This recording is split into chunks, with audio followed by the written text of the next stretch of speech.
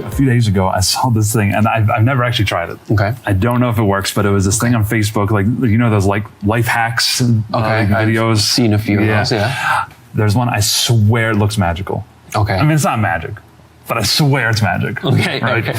So they say it's a life hack using just a rubber band and actually a finger ring. Okay. I'm wondering, does that come off, Javier? It might be a little difficult.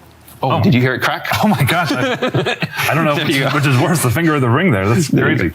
Oh my gosh. All right. So they say that this is a life hack to make sure that you're never going to lose your ring. Okay. So what they say is hold the band low between your fingers and the ring up top. And what you do is you tap once, you tap twice. And when you rub it, you actually see the moment.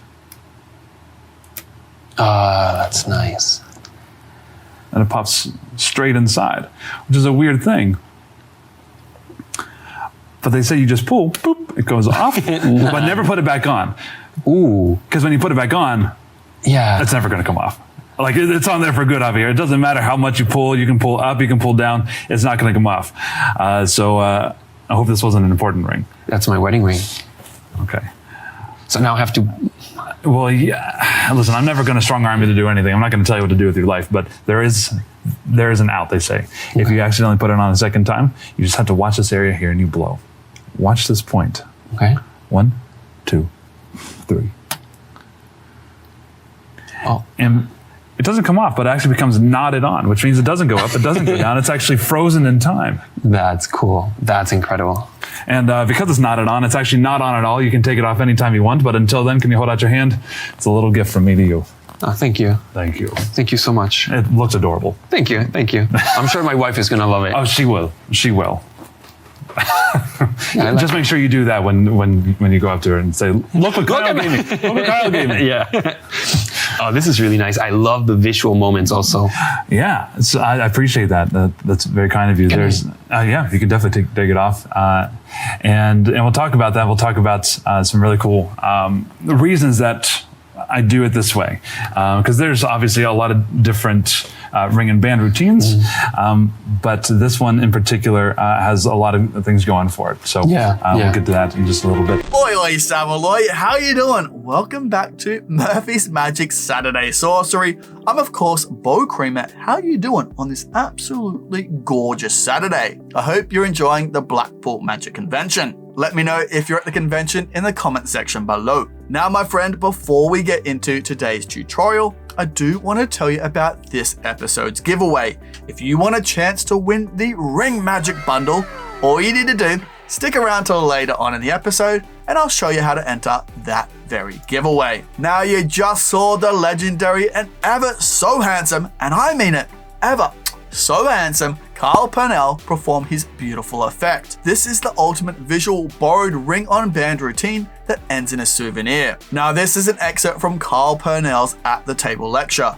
And if you want to see more on this very At the Table lecture, I'll have a link to it in the description below. Now, you know what? I'll stop flapping my gums and let's jump over to Kyle right now, where he's going to teach you this beautiful piece of magic. Kyle, take it away, my friend. Take it away. But make sure you bring it back because we kind of need it still. Cheers, mate. So there's two main influences for this. Okay. The first was Russ Niedzwiecki's Pinnacle routine. Right? I'm sure you're familiar. Yeah. And so it was, I'm sure that, and I know that wasn't the first ring and band single strand penetration, but it was very, very popularized by him. Yeah. And it was really nice because of that impossible display. You can swear that it's just on one band. Yeah, they're going up and down. Going up and down. Great. Yeah. The thing was, the thing that didn't suit me as well is that it didn't have that moment. It went from A to B, but you didn't see it go from A to B, right?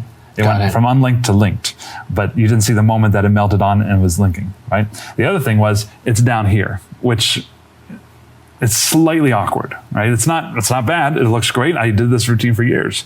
But anytime that you can frame it up here, so you can frame your face in there, so much better. So the other big influence was Danny Garcia's Rubbermaid routine.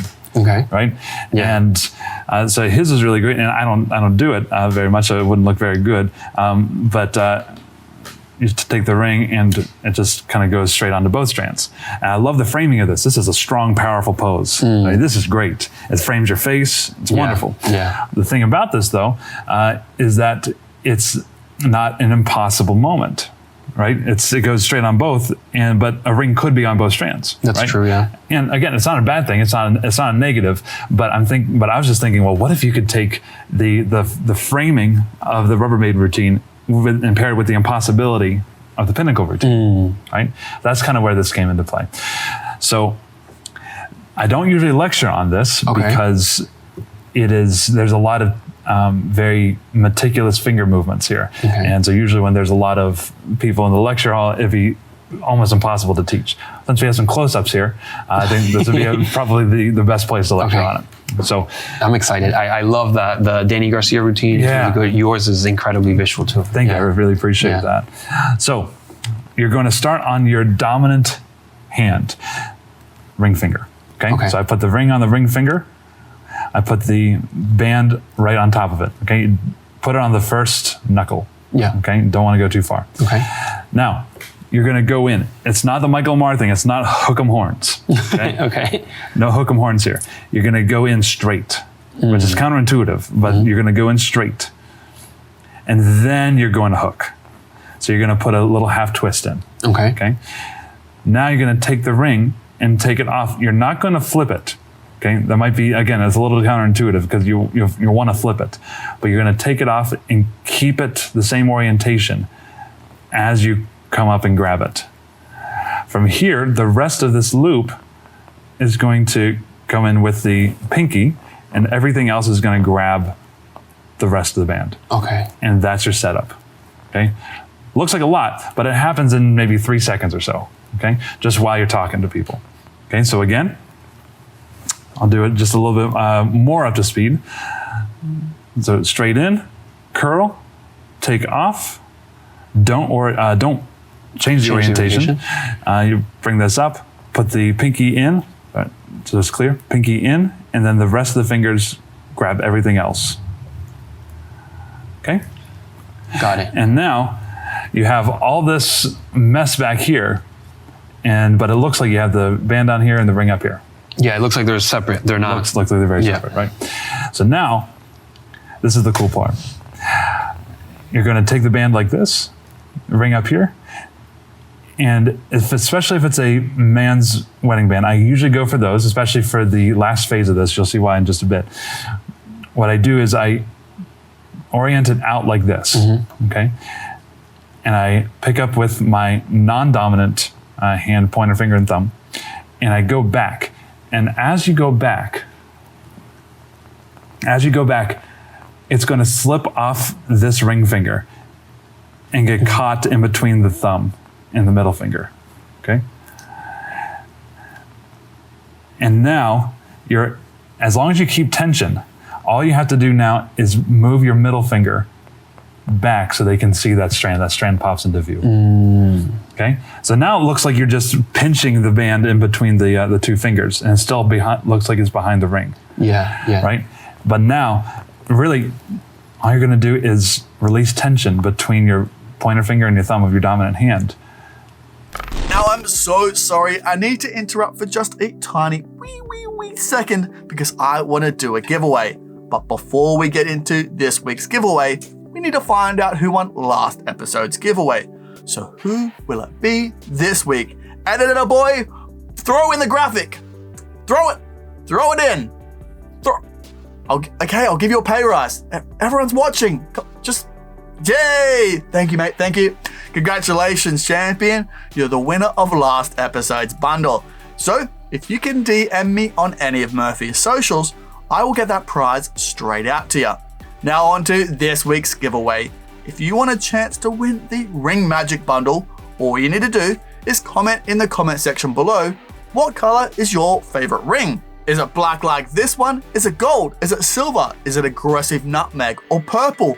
Whatever it is, let me know in the comment section below. Then on next episode of Saturday Sorcery, I will draw a name out at random and you'll be announced on that episode. So, good luck. Now, champion, are you enjoying what you're watching right now? Because I have good news for you. In the Saturday Sorcery playlist, we have over 100 episodes, which means over 100 free tutorials. So make sure you go check out that playlist. There'll be a link in the description below. Go treat yourself to all that free magic because you deserve it. And it looks like it pops through. Right? Now you're hiding everything back here, of course. Okay, but you can show this pretty much, it's pretty angle proof. Yeah, because everything's hidden in your hand. Yeah. Everything's hidden in the hand, so that's really nice. And so that's the first stage, and it's one of those cool things because it feels magical. Like it feels, as the magician, it feels like that strand is popping through the ring. Yeah, and that's not a moment you get too much. So it's just kind of like a little extra bonus moment for the magician performing. It feels like it's going through, which is cool. Now, from here, what I do is I push it to the other side. What this does is it gives me a lot of slack here, okay? And so I'm gonna grab that slack with my non-dominant hand and grab this as I go down and I pinch everything. And I do that in the offbeat, okay? And then when I release tension here, it looks like it pops off. It's still on, all right? It's still on, but it looks like it's popped out. You can think of this almost akin to the classic linking bands beginning situation here, right? If this was a rubber band, then I would be in the classic Dan Harlan position, right? But it'd be really hard to get into this position. So this is why you do it mid-routine. So looks like it pulls off, and then I do this little convincer where I go back and forth like this. And then you go back on, and you do the same thing as the Dan Harlan thing. You just let one of these go with one hand. Ready? And so I go straight forward with one, and then I just let go with these fingers, and it looks like it just links back on. Okay. Now from here, I say, now once it goes back on again, you can't get it off, because that's going to set me up for the finale, which is being knotted on. And I like that because it alters the state of the object from once they first gave it to you, right? So I pull up, and in the guise of pulling and showing that it doesn't come off, I take my non-dominant thumb and finger and reach underneath and through and grab this. So now I have my thumb and finger here, my thumb and finger here, and I'm gonna release with everything else. I'm gonna grab these two, release everything else as I pull, and it's gonna knot, okay? It's gonna knot, but it doesn't look like it's knotted yet. It looks like you're just showing that it's there. So as long as you hide this knot, you can still do a few cool displays, right? So now I've put in my thumb and finger here, and without displaying the knot, I take the ring and I go up on the band and pinch with my thumb, go down on the band and pinch with my finger. And now, look at this cool display here. Yeah. So now it really, it's like that classic one, but now it's knotted on. As long as you're hiding the knot, it looks, and because of this, there's tension here. So all you have to do is let go of that tension, and the ring will spin around and put the knot into view. Okay? And that's why I use a man's wedding ring, because a lot of the ladies' ones have the diamonds in it, right? And it's not as ambiguous to how the ring is actually oriented. You can still do it. I've done it that way, but it looks a lot better with this one because it doesn't look like the ring moves at all. Yeah, you can't tell because it's the same thing. Yeah, it goes all the way around in the circle. You let go, it looks like the knot appears, and then I always go to the wrist like this, and you have them wave at you. And I have them wave at me and be silly and ridiculous. Because that's what it's all about, whimsy, friends. All about whimsy. This is really good. I like how visually it goes through each strand one by one. Thank you. Yeah. I think this is important because a lot of times I see a lot of, not just ring and band routines, but a lot of routines like this, where it goes on, off, on, off. I put it on this way, take it off this way, put it on. And it's like a 9-phase routine, but you're really doing it. It's nice for magicians because we know all the different techniques to make it look like it's going on and off. But in the spectator's eyes, if you can put it on holding it this way, then you can put it on holding it this way. Yeah. And so I think The difference is, if you were to go to a stage show and you were to see someone do a dancing cane, right? It's a lot more about the beauty of the effect than it is about the impossibility of it, right? Even if someone says, I have no idea how he made that cane dance, like, gun to your head, they would say, I don't know, invisible string, like, it's one of those things that they know. Yeah. They know. But it's okay though, because it's not really about impossibility. It's about how gorgeous it can look. And some of those dancing cane routines look absolutely gorgeous. Yeah. But down here in the trenches doing close up, it's about impossibility, right? Yeah. It's about impossibility. And so because of that, I want to get in and out.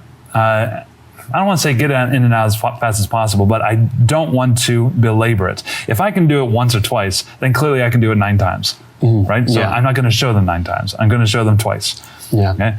And then you're going to end, if you can end it in a way that's altered, that's always going to be more memorable than if you just take it back apart and show these 2 things. Yeah. Right? Yeah. And there's a difference also for, there's magic also for magicians and there's magic for lay people. Sure. Right? So you created this almost as a hybrid for both, because it has all those beautiful moments, and then at the same time, you get the visuals that a layperson can understand. Absolutely. And then you have routined it in a way that is not like you said, like the 9 phases. Yeah. Yeah. Never thought about that, but I suppose you could say that. Right? Cool. You can be totally honest with me. Was that clear, or is there anything we need to go over again? Because there's a lot of intricate finger movements. Yeah, so to me, it was clear, and I feel like somebody learning this, they're going to have to rewind a little bit. That's okay, because they're going to be, because it is rubber band stuff. But I think you explained everything very, very well. Very cool. And I got very close to touching that. And Don't you dare touch that. I know. My hand's ready. Javier, I swear. Oh, my beard's ready for your hand. It wouldn't even be the beard, okay? Well, I would caress the beard first, then I'd smack your cheek. All right. Then I would smack the cheek on your face. Oh, look at these absolute champions. You guys are the best. It's true. I've Googled it. Oh, Kyle, you absolutely gorgeous man. Thank you so much. If you want to see more of Kyle's work, I'll have a link in the description below right now to a plethora of his releases, including this gorgeous At the Table lecture. And I highly recommend this At the Table lecture because you're going to learn an absolute chockload of magic, all for $9.95. Again, I'll have a link to it in the description below. Now, I know you're busy, you've got a dealer's hall to wander around, and I'll see you at the Ruskin. So if you do have any questions on anything you've seen in today's episode, please throw them down in the comment section below, but make sure you use the hashtag question time so I can find them amongst all the competition entries. Now go on, you absolute ripper, get out of here, go enjoy the rest of your weekend. I'll see you at the Ruskin. I'll be the guy saving you a seat, or I'll see you on our Discord for our weekly jams, trivia, games, hangouts, and even more. Or on Tuesday for a special episode of Stumped, or on What's New This Week, where we break down the last week in Magic. Now take care, my friend. See you later. Bye for now. Whoa, hey, what's that? Oh, you should definitely check out that. Oh, there's so much good magic in there. You won't regret it. Hey, look at this bad boy. You should definitely subscribe if you haven't already. Subscribe, then watch that. Oh, it's a good day to treat yourself.